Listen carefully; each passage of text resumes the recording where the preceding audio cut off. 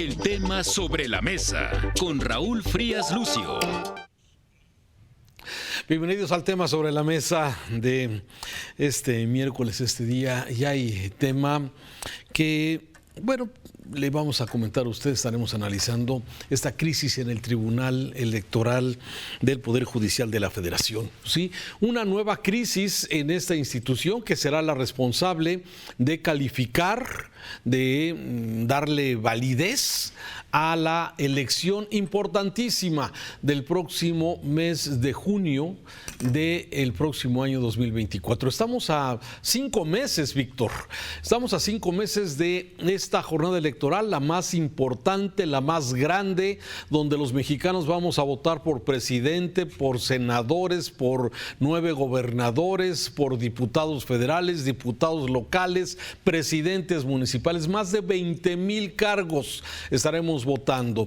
Y esta instancia, el Tribunal Electoral del Poder Judicial de la Federación, es quien tendría que dictaminar la legalidad, sí, y sentenciar los resultados. Nada más. Sí, esa es su responsabilidad. Pero a 5 meses de esto está en una crisis que tiene muchas lecturas, Víctor.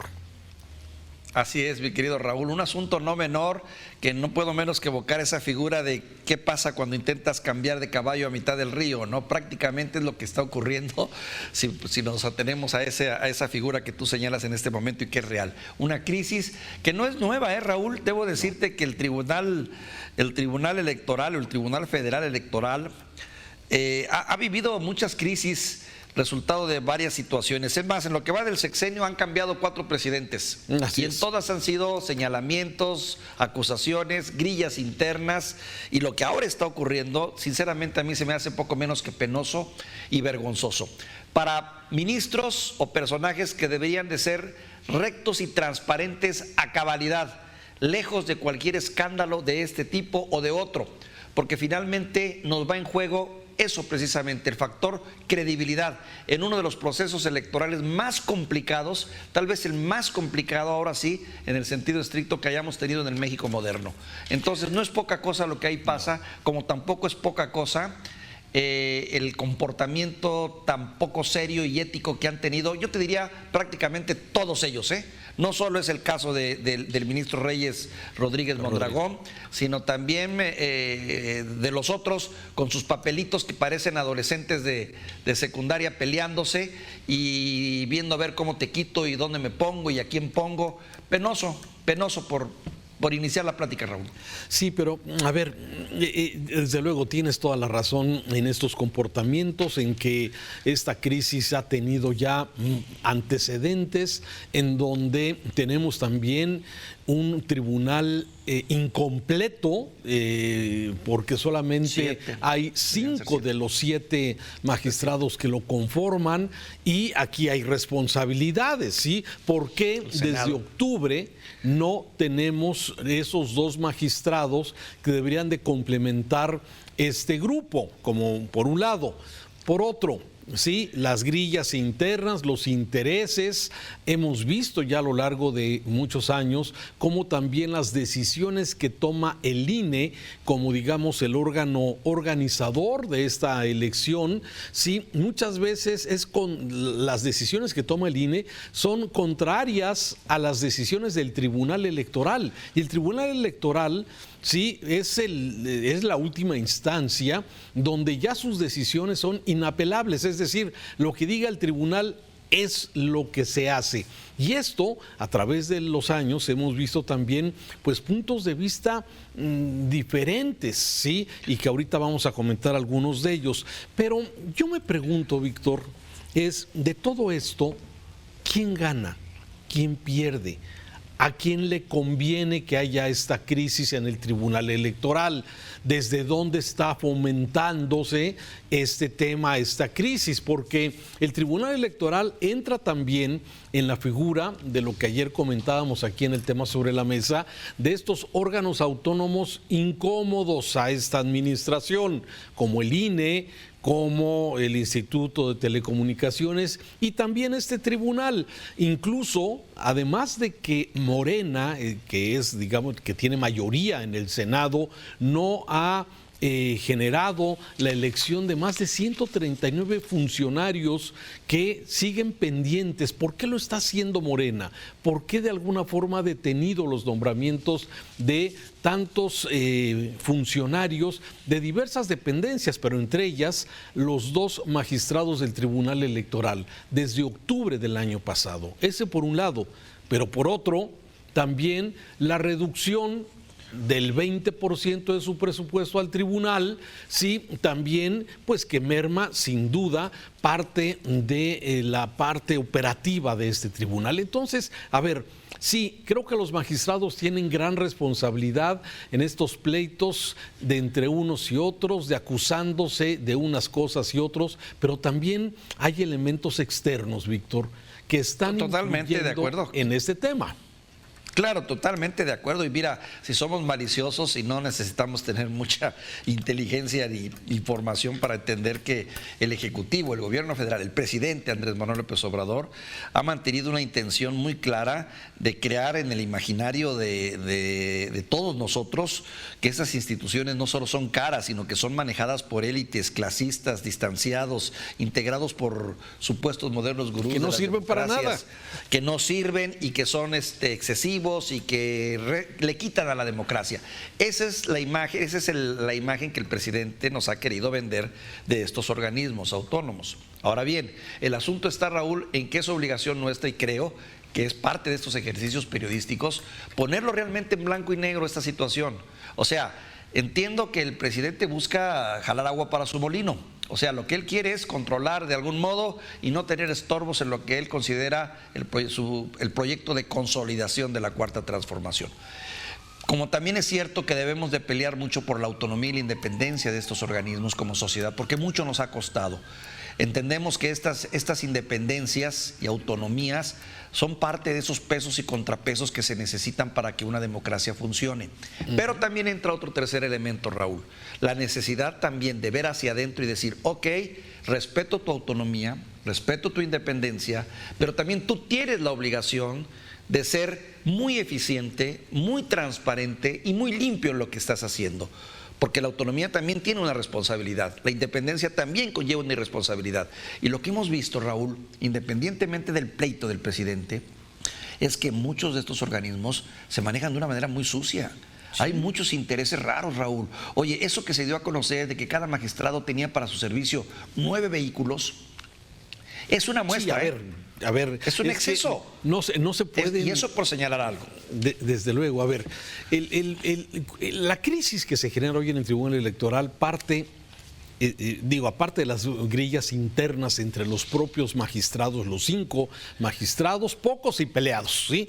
Pero independientemente de eso, sí, lo que propuso Reyes Rodríguez Mondragón, que es el presidente que ya renunció para el último día de diciembre y que va a agudizar la crisis de este tribunal, es precisamente el tema de austeridad. El quitar vehículos, el quitar viajes VIP, el reducir parte del gasto operativo del Tribunal Electoral ante el recorte que se había presentado.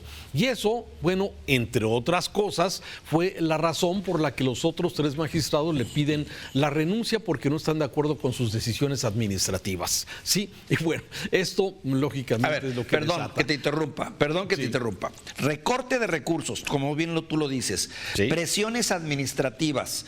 También hablan de una interferencia de despachos privados o legales y también la interferencia de la Suprema Corte de Justicia de la Nación. Y cosas, Raúl, que dicen que no sabemos, pero que no tenemos que saber nosotros, porque son cosas que entre ellos sí se saben y que más vale que en ese sentido se arreglen. Óyeme, digo, ¿cómo es posible? Yo necesito saber qué son esas cosas que no podemos nosotros saber. ¿Cómo que no las podemos saber? Por favor, Raúl. Sí, a ver, no se ayudan. Sí, como tú bien lo dices, no se ayudan para que haya una acción transparente en donde esté a toda prueba la honestidad, la probidad de estos magistrados. Es lo fundamental, es lo primero. Claro, es confianza.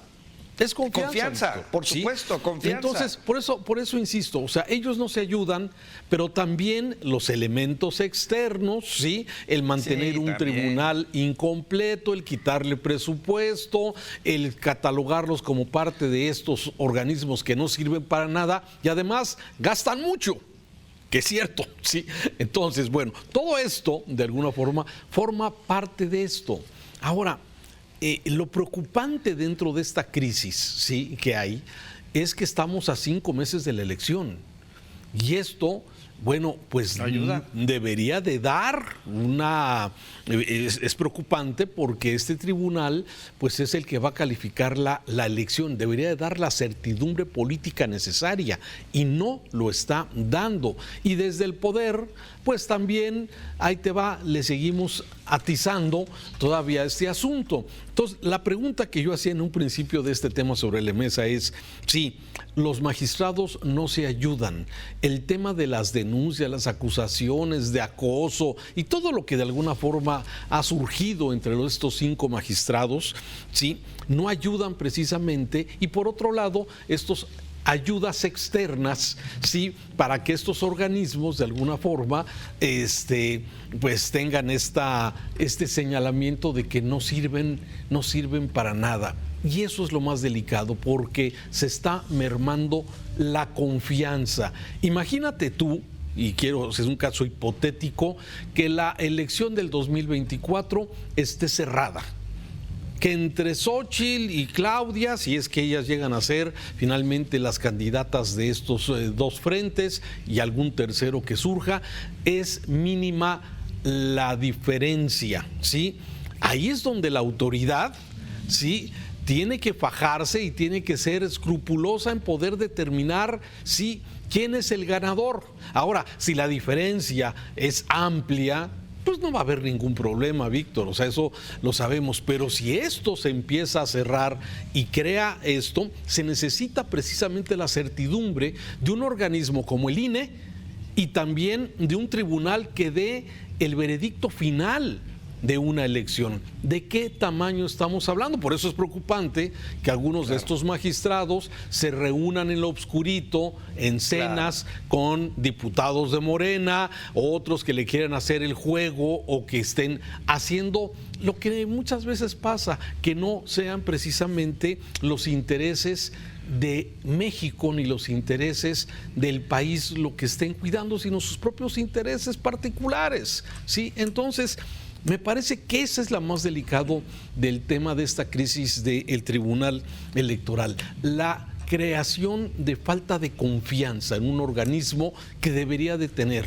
sí, toda la certidumbre para que los mexicanos, en caso de que se requiera una decisión cerrada, sí, la decisión que tome, sepamos todos que se hizo con conciencia y de acuerdo. Y eso me parece que va jugando en todo este entorno de destrucción de instituciones, de borrar contrapesos, de crear incertidumbre, y eso sí es muy delicado, Víctor. Fíjate, dice un dicho por ahí, Raúl, que la esposa del marqués no debe ser y parecer la esposa del marqués, sino que también debe de saber mover el abanico para que realmente sea la esposa del marqués. Dicen, es uno de esos dichos del pasado.